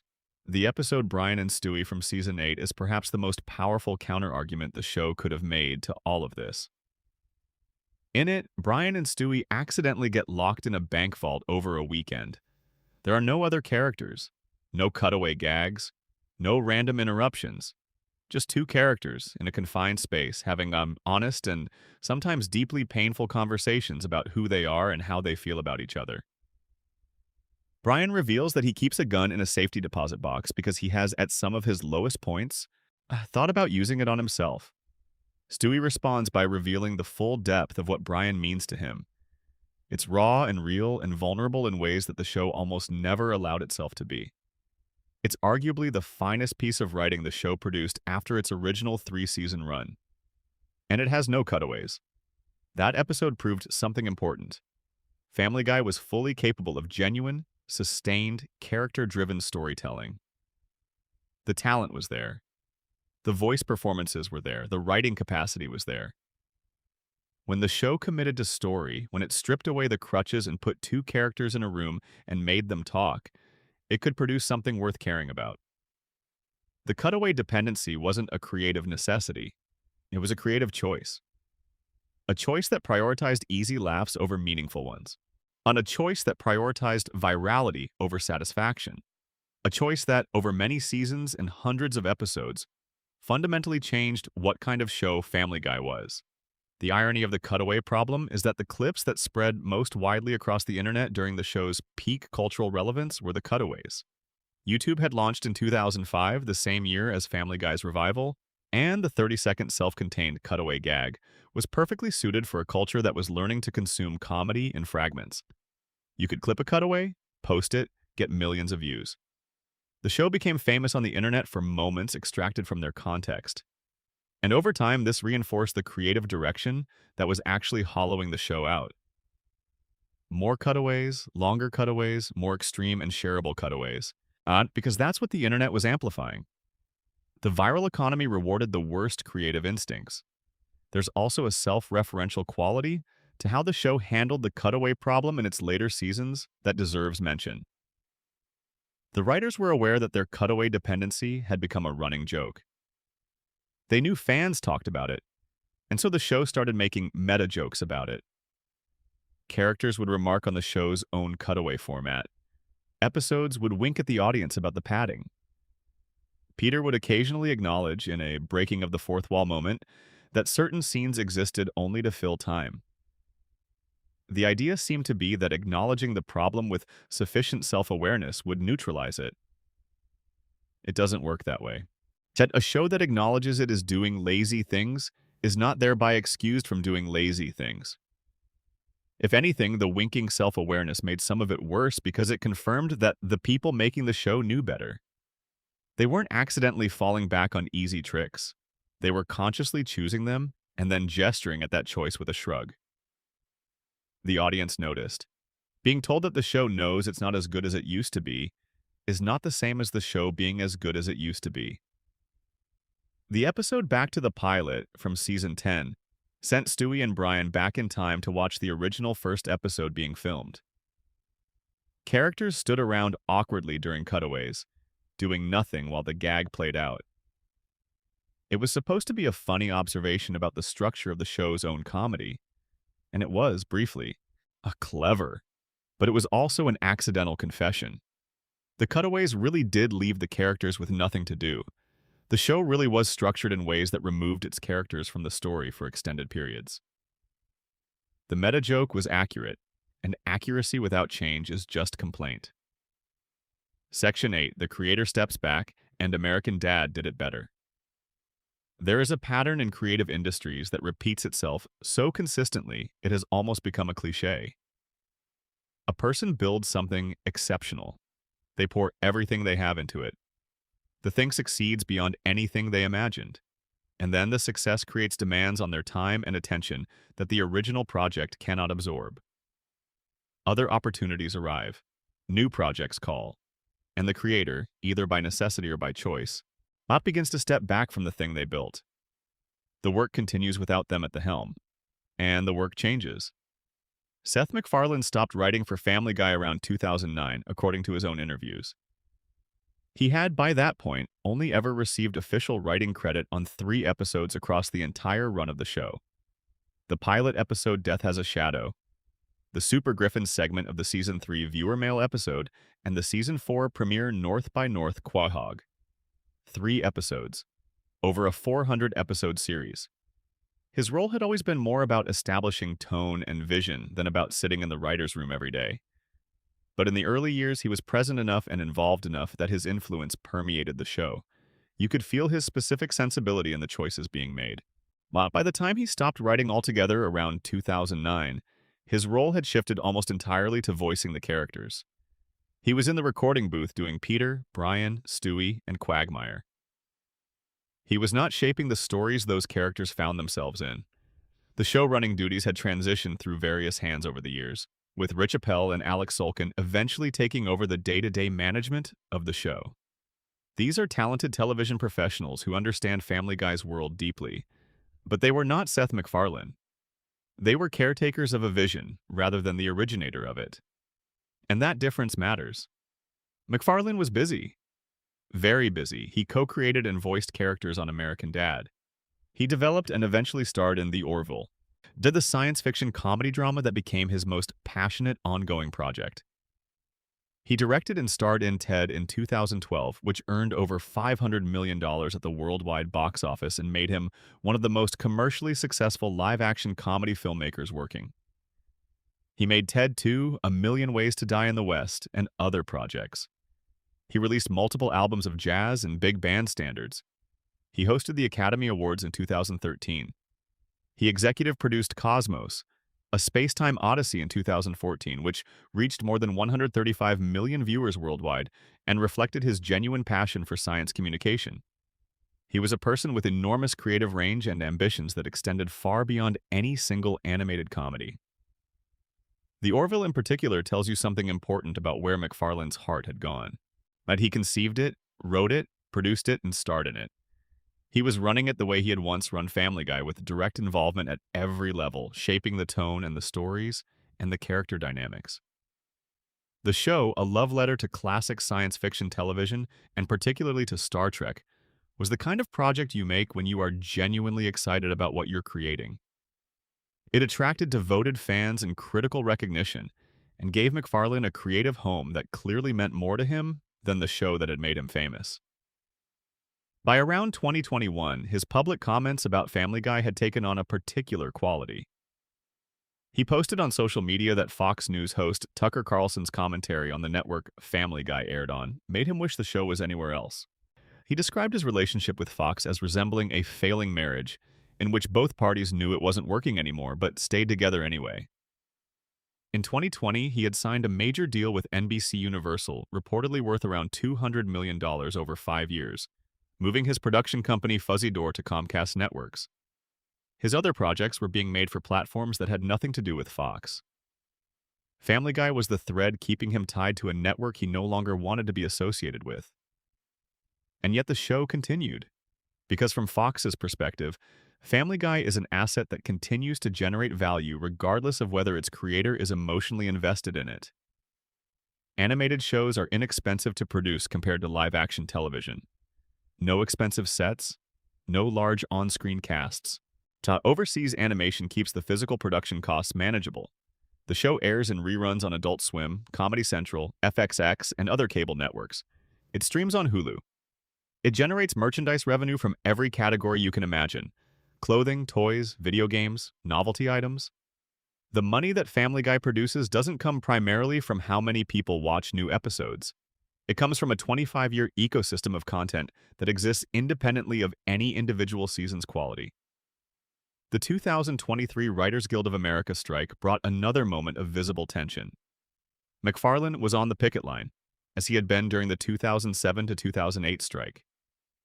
The showrunners for Family Guy, Rich Appel and Alex Sulkin, also declined to work during the strike. Production halted. And one thing that this repeatedly exposed, us both in 2007 and in 2023, is that the show's creative process was being interrupted in ways that had lasting effects. Television writing depends on momentum and continuity. The story threads that the room was developing in the weeks before a strike had to be picked back up months later, with the same writers but in a different mental space, trying to restart what had been stopped. These disruptions don't leave visible scars, but they affect the texture of what gets made. In April of 2025, Fox announced a 4-season renewal deal that would extend Family Guy through season 27 and the 2028 to 2029 television season, coinciding with the show's 30th anniversary. 30 years. Each season would consist of 15 episodes. The show was not just continuing, but it was being locked in contractually for years into the future, regardless of creative considerations. In March of 2026, a new development was announced. A spin-off series called Stewie had received a 2-season order from Fox, set to premiere in the 2027 to 2028 season. This is, in a way, the show acknowledging what everyone who has watched it for 25 years knows to be true. Stewie and Brian are the most beloved relationship in the show's history and the most consistent source of genuinely good material. Whether this spin-off can recapture something of what made early Stewie extraordinary remains to be seen. MacFarlane's comments in a 2024 interview about the show's future framed it in the language of financial utility and audience demand rather than creative passion. He said the show had reached what he called escape velocity, meaning it had been running long enough that there was no logical reason to stop unless audiences stopped caring. He mentioned that it helped fund causes he cared about, specifically environmental conservation through organizations like Rainforest Trust. He did not talk about exciting stories he wanted to tell. He did not mention characters he wanted to develop. He spoke about Family Guy the way someone speaks about a reliable investment rather than a creative project they love. That's a very different energy from a 24-year-old pitching a 15-minute pilot to Fox executives with $50,000 and a head full of ideas. Now, before you fall asleep to the thought that it was all inevitable that any show running this long would decline this way, let me tell you about something that directly contradicts that argument. American Dad premiered on February 6, 2005, just a few months before Family Guy's revival. It was co-created by Seth MacFarlane alongside Mike Barker and Matt Weitzman, two of the original Family Guy writers who had been part of those celebrated early seasons. It followed a CIA agent named Stan Smith, his wife Francine, his children Haley and Steve, an alien named Roger who lived in the attic, and a German-accented goldfish named Klaus, who was actually a human being whose brain had been placed in a fish's body by the CIA. In its early seasons, American Dad was dismissed as a Family Guy copycat, a lesser sibling riding the coattails of the more famous show. Critics were lukewarm. Audiences watched it mainly because it came on right after Family Guy on Sunday nights. Nobody was calling it the better show in 2005, and nobody was predicting it would outgrow its more celebrated sibling. But something happened, something quiet and consistent, and over time transformative. American Dad got better, not just a little better. Significantly, measurably, season over season better. While Family Guy was going through everything we've discussed in this conversation, the Flanderization of its characters, the inflation of its cutaway dependency, the loss of emotional warmth, the abandonment of consequence, American Dad was doing the opposite. It was developing its characters. It was finding increasingly inventive ways to tell stories. It was building genuine emotional resonance alongside its absurdist comedy. The most structurally significant difference between the two shows is that American Dad doesn't use cutaway gags at all. There is no equivalent of the Family Guy format in American Dad. Every joke has to come from within the story. Every funny moment has to emerge from the characters and the situations they're in. Every episode has to work as a complete, coherent piece of storytelling, because there's no reservoir of disconnected gags to fill the time with. This constraint, which might sound like a limitation, turned out to be a creative advantage. It forced the American Dad writers to be better storytellers. They couldn't cheat. They couldn't cut away to something random when the scene wasn't working. They had to make the scene work. Over many seasons, that discipline produced a show that was simply more satisfying to watch from start to finish than Family Guy had become. Stan Smith started as a one-dimensional conservative caricature. Over seasons, he grew into one of the more nuanced comedy protagonists in modern animation. He was often wrong. He was frequently the obstacle rather than the hero of his own story. But he was capable of growth, of learning, of genuine affection for his family that showed up in his actions rather than just his words. When he and Francine reconciled after conflicts, it felt earned. When Steve achieved something, it felt meaningful because the show had invested in who Steve was across hundreds of episodes. The Smith family felt like a real family that cared about each other, the same quality that the original Griffin family had and gradually lost. And then there's Roger. Roger the alien, who had been in hiding in the Smiths' attic since rescuing Stan at Area 51. Developed a capability that became the engine of the show's comedy for season after season after season.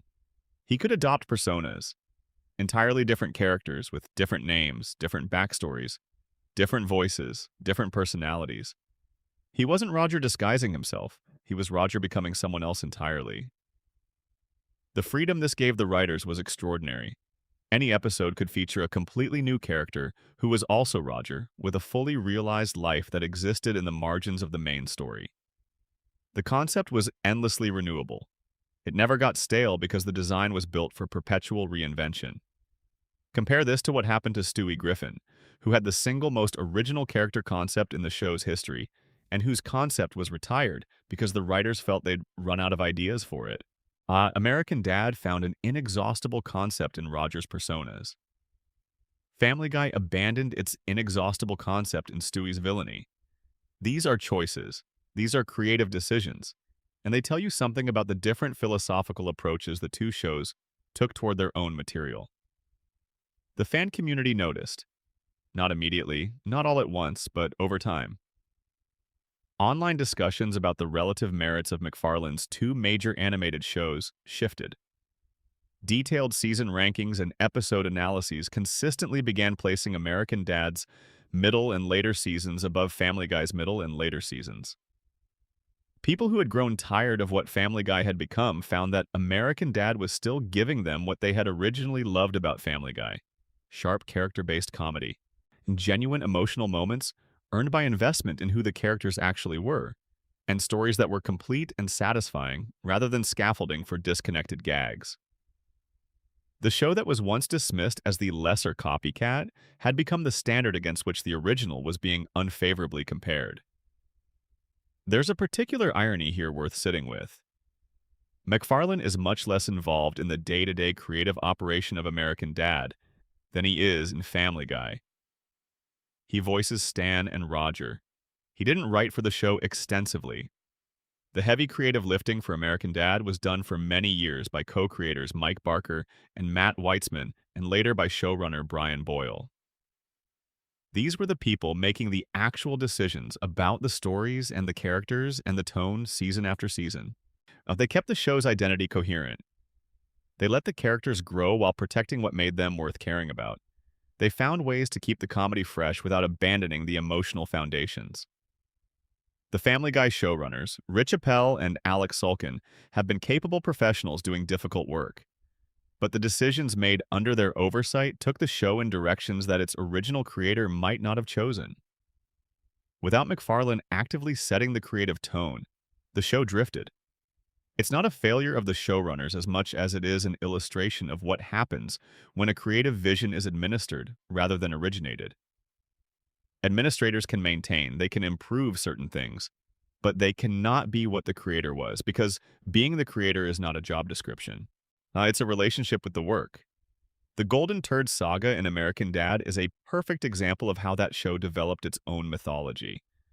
An ongoing story about a golden turd of such value and corrupting influence that it drove people to madness and crime across multiple seasons, building to a conclusion in the 15th season that tied together threads from earlier in the run. It was absurd, it was gloriously ridiculous, but it was also committed and coherent and rewarded viewers who had been paying attention for years. Family Guy had the giant chicken fights, which began as a recurring comedic escalation in seasons 1 through 3, and were genuinely funny as spectacles of escalating absurdity. But the show never did anything with them beyond repeating them, each time slightly longer and slightly more elaborate. The same joke, rerun, and rather than a concept being developed and deepened and eventually resolved. American Dad moved from Fox to TBS after its 11th season, a network transition that could have ended it. Instead, the new network gave the writers more creative freedom, and the show produced some of its best seasons in that environment before eventually returning to Fox for later seasons. The move felt purposeful, adventurous. Family Guy's move from Sunday nights to Wednesday nights at the start of the 2023 to 2024 broadcast season felt like the opposite. Fox removed Family Guy from its longtime animation domination block, gave it slots to other programming, and placed the show on a weekday for the first time since 2002, the last time it had been canceled. Being moved from Sunday night to Wednesday night in the network television world is understood as a demotion. It means the network no longer considers you a flagship. You are being placed somewhere quieter, where lower expectations are appropriate. The Emmy nomination in 2009 for Outstanding Comedy Series deserves to be held next to those current Wednesday night ratings. In 2009, the Television Academy considered Family Guy worthy of being in the same conversation as the finest live-action comedies on television. That nomination represented something real. People in the industry, whose professional expertise was evaluating television comedy, looked at Family Guy and saw work that deserved recognition at the highest level. That's not a small thing. The Flintstones had been the last animated series to receive that nomination in 1961, 48 years earlier. Not The Simpsons, one of the most acclaimed shows in television history, had ever achieved it. Family Guy achieved it. By the time Family Guy moved to Wednesday nights, the show that had received that Emmy nomination and the show airing on those Wednesday nights were in many meaningful ways different shows. They shared characters and a setting and a creator's name in the credits. But the creative energy, the sense of purpose, the conviction that something worth making was being made, had been replaced by the mechanics of production. The machine kept running, the wheels kept turning. Episodes kept getting made and aired, but the person at the wheel had moved on, and the road the show was traveling had taken it somewhere the original creator probably never intended to go. And the numbers. Well, let's close with the numbers because they are the clearest and most honest account of what happened. The premiere of Family Guy in 1999 drew 22 million viewers. The show's first season averaged 12.8 million households. Season 4, the triumphant revival in 2005, averaged 7.9 million viewers. Still strong, still a show with genuine cultural weight, but already significantly below the peak. By season 13 in 2014 and 2015, the average had dropped to 5.86 million viewers. By season 20, the average was 1.31 million, with a 0.45 rating in the key adult demographic. Season 23 averaged 723,000 viewers with a 0.19 rating. As of March 2026, the show is drawing around 771,000 viewers on a typical broadcast night. A show that once drew 22 million viewers now draws less than 1 million. That's a loss of roughly 96% of its peak audience over the course of its run. To find a comparable decline in a show that continued to air at all is genuinely difficult. There are legitimate contextual factors. Television viewing has fragmented massively. Streaming has taken enormous chunks of the broadcast audience. Live plus same-day ratings undercount delayed viewing. These are real, but American Dad has been running for the same period. It has faced the same fragmented media landscape, It has navigated the same technological changes. And while its numbers have also declined with the general decline of broadcast television, they have not declined to the degree that Family Guys have. The gap between where the two shows are now in terms of audience size, that is largely a gap created by creative choices rather than by external forces. The show that began with 22 million people watching on a Sunday night after the Super Bowl is now being watched by fewer than a million people on a Wednesday night with no particular lead-in and no particular promotion. That arc, that steep and consistent descent, is the most honest possible account of what happened to Family Guy. Every other argument you can make about the show, good and bad, ultimately arrives at those numbers. People vote with their attention, and over 25 years, the audience for New Family Guy voted consistently and clearly. At the time of recording this script, Family Guy is renewed through season 27, taking it to the show's 30th anniversary in 2029. 30 years. 450 or more episodes. It's a show that started as the passionate project of a 24-year-old animator with something specific and genuine to say and became, over 3 decades, a reliable revenue-generating asset for a media conglomerate. A product that continues to exist because it is economically viable, not because anyone with creative ownership of it is burning to keep making it.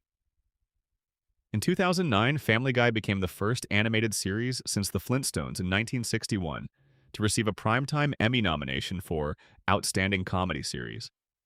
That was 48 years between animated shows being considered for that honor. Not even The Simpsons had received it. That nomination is a measure of how highly the television industry regarded the show at its peak. In 2013, TV Guide ranked it as the 9th greatest television cartoon of all time. These things are not false. The show achieved something remarkable. It changed the landscape of animated comedy. It influenced how an entire generation of writers and comedians thought about what animation could do. But those achievements belonged to a show that was being made by people who cared about making it good. By a creator who was in the room and steering. By a writing team that carried the spirit of what the show was supposed to be from one season to the next. The Family Guy of those records and those honors is not quite the same show as the one that airs on Wednesday night to an audience of fewer than a million people. Section 9.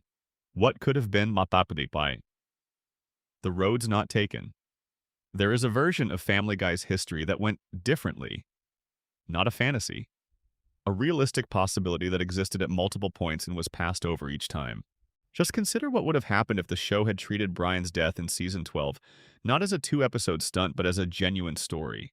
What if Vinny, the replacement dog voiced by Tony Sirico, with his particular Bronx warmth, had been allowed to develop into a real character over a full season? What if the Griffin family had been forced to genuinely reckon with loss, with the particular shape that Brian left behind, with the way his specific presence had been irreplaceable? The show had done emotionally resonant things before. The Brian and Stewie bank vault episode proved the writing room could find genuine depth when they committed to it. A full season of the family processing Brian's absence, Stewie's grief in particular, could have been something remarkable. Instead, it was 2 episodes and then a reset. And the most dramatic thing that had happened to the show in years was treated as though it had meant nothing. Or consider the Meg storyline. Seahorse Seashell Party gave the writers a clear path. Meg's speech to her family was a genuine moment of reckoning. The episode even set up the logic of why nothing had changed, positioning her decision to return to the punching bag role as a conscious sacrifice for the family's stability. That could have been the end of that era. Season 10, Episode 3, Meg stands up for herself. The family falls apart. Meg makes a choice, and from season 11 forward, the show explores what that choice actually means. What does it look like to knowingly accept the role of family lightning rod? What does that do to a person over time? What happens when the family, confronted with someone who has chosen to absorb their dysfunction rather than fight it, slowly starts to see what they've been doing? These are rich questions. The show had the setup. It just never asked them. And what about Stewie? The writers felt they had exhausted the evil genius concept by the end of season 3. But look at what they replaced it with and then ask whether exhaustion was the real reason. The Stewie who replaced the original ran through season after season after season as an emotionally complex, somewhat camp character having adventures with Brian. Dozens of episodes, hundreds of scenes. If the writers could find material for that version of Stewie for 15 or more seasons, why couldn't they find material for the original version? The evil genius concept is not a single joke. It is a concept. And concepts don't run out of places to go. They evolve. They change shape. New enemies, new schemes, new targets. A Stewie who graduated from wanting to kill Lois to wanting to dismantle the entire political order. A Stewie whose inventions had real consequences in the world of the show. A Stewie who found that the pursuit of world domination brought him into contact with people and situations that complicated his certainty about what he actually wanted. None of that happened. The show chose the safer, more familiar path of the emotionally available sidekick. And again, that version of Stewie has real virtues. But the original version had something that cannot be replicated. Genuine danger. The sense that anything could happen. The kind of unpredictability that makes a character exciting to watch. These alternatives are worth dwelling on, not to wallow in what might have been, but to illustrate that the show's decline was not the inevitable result of running too long. Every specific failure we've discussed had a specific alternative that was available and not chosen. The cutaway inflation had a corrective. Fewer, sharper cutaways, the way the original run had done it. The character Flanderization had a corrective. The kind of gradual, earned development that American Dad pulled off. The loss of emotional warmth had a corrective. Episodes like Brian and Stewie, which proved the writers could find that warmth when they committed to looking for it. The reason these correctives weren't consistently applied isn't a mystery either. It takes more effort to do things well than to do them easily. It is genuinely easier to write a cutaway gag than to write a scene that develops a character. It is genuinely easier to push a character's defining trait to an extreme than to find new angles on a complex personality. It is genuinely easier to shock an audience than to move one. The later seasons of Family Guy took the easier path at almost every decision point. Not maliciously, not out of contempt for the audience, but out of the kind of institutional fatigue that accumulates when a show has been running for a very long time and the people responsible for it are stretched thin across too many other commitments. Television is hard. Making something genuinely good on a consistent basis over many years is one of the most difficult things that creative teams can attempt. When they succeed, it looks effortless, and when they struggle, it looks lazy. But the reality is usually more complicated than either appearance suggests. The writers of the later Family Guy seasons were not lazy people. They were people doing a difficult job without all the tools they needed, specifically without the guiding creative vision that had made the show work in the first place. The Simpsons went through this same transition, and its trajectory is instructive by comparison. The golden era of The Simpsons, roughly seasons 4 through 9, is arguably the greatest sustained achievement in animated comedy the medium has produced. The quality was extraordinary. The writing was consistently brilliant. And when the decline came, it came for similar reasons. Writer turnover, showrunner changes. Now, the original creative fire becoming harder and harder to maintain over decades. The Simpsons is in its 36th season as of the current television year. Family Guy will be in its 26th. Both shows are shells of what they were at their peaks. But The Simpsons' peak was higher and its decline was differently shaped, and it maintained a kind of structural integrity through its middle years that Family Guy did not. What Family Guy's specific failure teaches us, if we want to draw a lesson from it, is about the relationship between creator involvement and creative coherence. The shows that age best tend to be the ones where the original creators stay engaged, or where the people who take over understand deeply what made the work valuable and are willing to fight to protect it. The shows that decline most dramatically tend to be the ones where the creator moves on and the stewardship passes to people who understand the mechanics of the show but not its soul. MacFarlane understood the soul of Family Guy. He built it. He knew what Peter was supposed to be and why that version of Peter was funny and what would happen if you pushed him too far. He knew what made Stewie singular and what would be lost if you smoothed him out. He knew where the warmth in the show came from and why it mattered. That knowledge, when it was actively present in the room, shaped everything. When it left, the room was still full of talented people doing their best. But the thing that made Family Guy what it was had walked out with its creator, and what remained was increasingly a very technically proficient simulation of the show rather than the show itself. The final word. So here we are. We've walked the whole path. From the Super Bowl premiere in January of 1999, 22 million people watching a 24-year-old's animated creation in a coveted time slot on a major network, all the way to the present day, where a smaller and quieter version of that same show airs on a night it was never supposed to occupy, watched by a fraction of the audience that once made it one of the most culturally significant programs on American television. That distance, measured in viewers, in critical regard, in the general cultural conversation, is genuinely staggering when you map it against a timeline. In 1999, Family Guy was a phenomenon. In 2005, it was a comeback story. By 2009, yeah, it was Emmy nominated. By 2013, it was killing off its most beloved character for a ratings boost and undoing the death 2 episodes later. By 2024, it had been demoted to Wednesday nights. That's the arc. That's 25 years of decisions plotted as a line on a graph, and the line goes in one direction. The decline of Family Guy is not a mystery. It is not some unexplainable entropy that simply happens when things get old. It is a documented series of specific choices made by specific people over specific seasons. The decision to push Peter from a lovable fool into someone genuinely cruel. The decision to transform Brian from a warm and grounded voice of reason into a hollow and hypocritical fraud. The decision to retire the original Stewie and replace him with someone safer and less singular. The decision to use Meg as a punching bag for a decade and then expect the audience to forget it. The decision to let cutaways replace storytelling.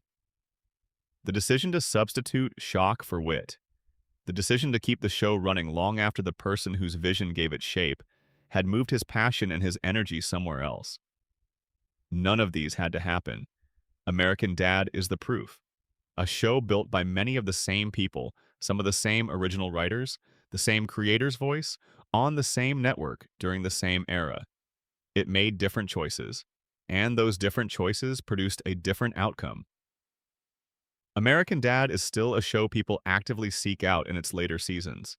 It is still a show that critics and fans recommend with genuine enthusiasm. It still feels, season after season, much like something made by people who are engaged with it. That's not magic, that's the result of decisions. When you think about what made Family Guy great at its best, really think about it carefully. The common thread running through all of it is presence. Someone was present. Someone with a specific point of view and specific standards and specific love for the characters and specific knowledge of where the lines were, someone who had built this thing and understood it from the inside out, was present in the making of it. And the absence of that presence, as it gradually withdrew across the middle years of the show, is what the decline actually looks like up close. You can love something and still see it clearly. You can appreciate what Family Guy was at its best, still laugh at the clips, still feel the warmth of those early seasons. And also acknowledge that the later versions of the show are a diminishment rather than a continuation. Holding both of those things at the same time is not contradiction. It's just honesty. There are episodes of Family Guy from seasons 1 through 5 that I would genuinely recommend to anyone who wants to understand what adult animation can achieve at its best. There are moments from across the show's entire run that are still funny, still sharp, still showing the spark of something real. Brian and Stewie in a bank vault, talking through the night about their fears and what they mean to each other. The early Stewie plots with their absurdist menace. The baby in the diaper building a laser gun and explaining the technical specifications to no one in particular. The road to episodes in their prime, so 2 wildly mismatched companions finding their way home from increasingly improbable places, even scattered through the later seasons, individual jokes and scenes that remind you what the show once was, and occasionally, briefly, still can be. But the whole picture, the full arc, from beginning to where we are now, is a story about choices. About what happens when a creative vision gets diluted slowly over many years, decision by decision, season by season, until the original thing is replaced by something that resembles it from a distance but feels different up close. About what gets lost when the person who built something stops being the one responsible for maintaining it. About the gap between what something was made to be and what it became when being made stopped being the primary motivation. I think about Peter Griffin in season 1, coming home to Lois after some ridiculous scheme had collapsed around him and telling her he was sorry, meaning it. I think about Stewie in his crib, surrounded by blueprints for devices that no infant should understand, delivering a monologue about the inevitable subjugation of all humanity with the calm confidence of someone who has simply accepted this as a fact. I think about Brian at the bar watching Peter, with the particular patience of someone who loves his friend too much to say the thing he's thinking, but says it anyway, quietly, and then orders another drink. Those are the characters. That's the show. That's what it was, when it was being itself. I think about small moments that didn't need to be great and were anyway. An episode where Peter discovers he's part Native American, and the show uses it to say something genuine about identity and belonging before wrapping it in absurdity.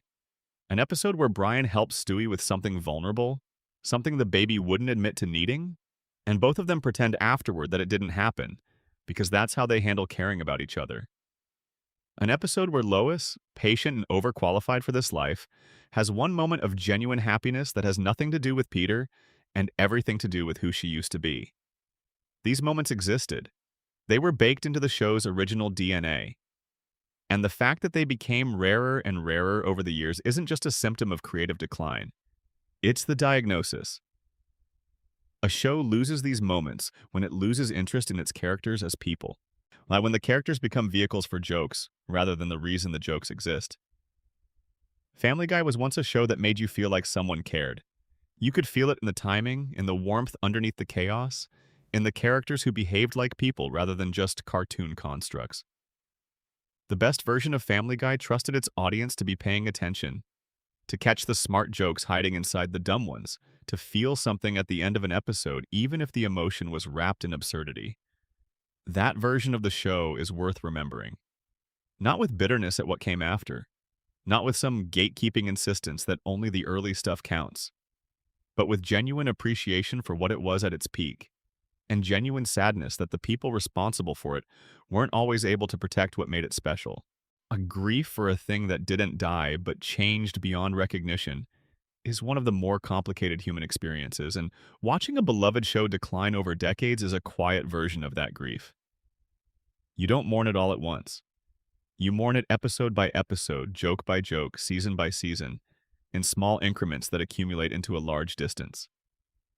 Understanding why it changed, really understanding it, season by season, decision by decision, the way we've tried to do tonight, is itself a kind of tribute. Because the things that fell apart were real things. They had real value.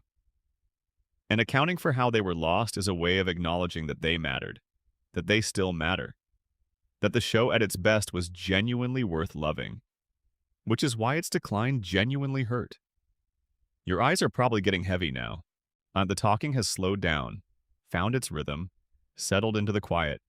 The room is softer than it was when we started. The world outside is doing whatever it does at this hour in whatever part of it you're in. Whatever you carried in here tonight, whatever the day left behind, let it go somewhere comfortable. Let it settle. The story is told. The full, careful, honest account of it. The Griffins will be there tomorrow and the day after, and apparently all the way to 2029 and possibly beyond. But for right now, in whatever dark and quiet corner of the world you've found for yourself tonight, in whatever particular stillness you've arranged around you, you don't have to think about any of that at all. The ceiling fan is doing its slow work. The blanket is where it needs to be.